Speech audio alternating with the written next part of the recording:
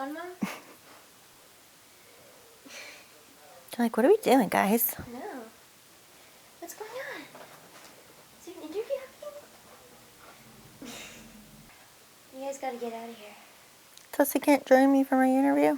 I mean, if she stays there, but She she's can gonna be my a like a distraction. little evil animal, like a lady with an evil cat on her lap. Okay.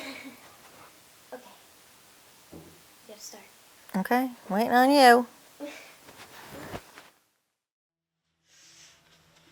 Hi, Mom. Hi, Maddie. Can you state your name and tell everyone more about the family?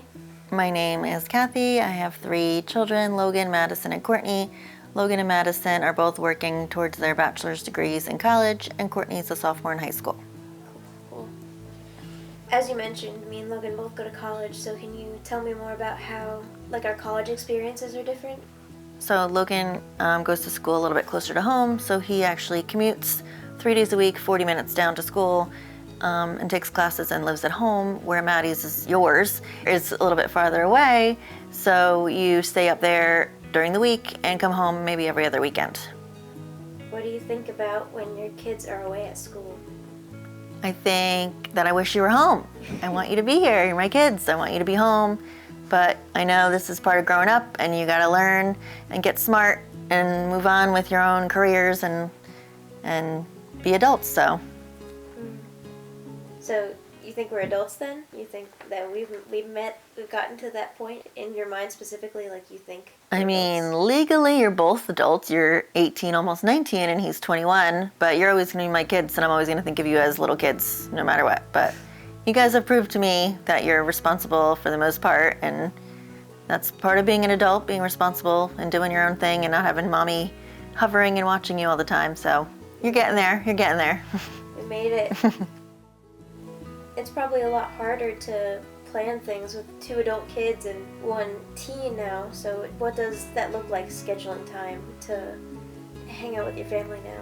Yeah, it's hard. It's hard with 2, like I said, 1 commuting college student, and he also works part-time, and then you are up there most of the week and coming home on weekends, and then you also work part-time when you come home on the weekends, and then Courtney also has a part-time job, so with everybody's jobs and school and activities, and it's complicated, and with different school schedules, like spring break was different for everybody this year. It's hard, but we make it work. We try to look at the calendar, pick dates, and schedule things whenever we possibly can. How do you usually keep in touch with me and Logan when we're away at school for hours on end, and for me, days on end?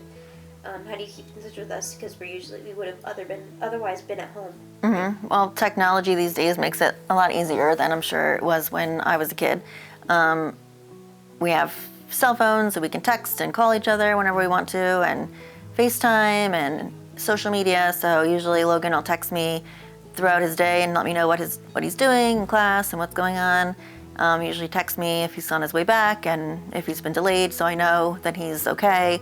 And then you usually call me or text me every day, and we'll FaceTime in the evening, and you'll tell me about your day. And so it's much easier to keep in contact and keep in touch, even though you guys aren't home. So it makes it a lot better.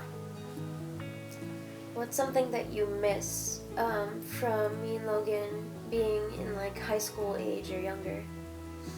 Again, it was just easier to do stuff together and plan things when you guys were all in one house, and I knew where everybody was doing, and where everybody was. It's just much simpler. Everybody just being in one spot for dinner every night and knowing what's up and being able to just go in your room and bother you whenever I want to.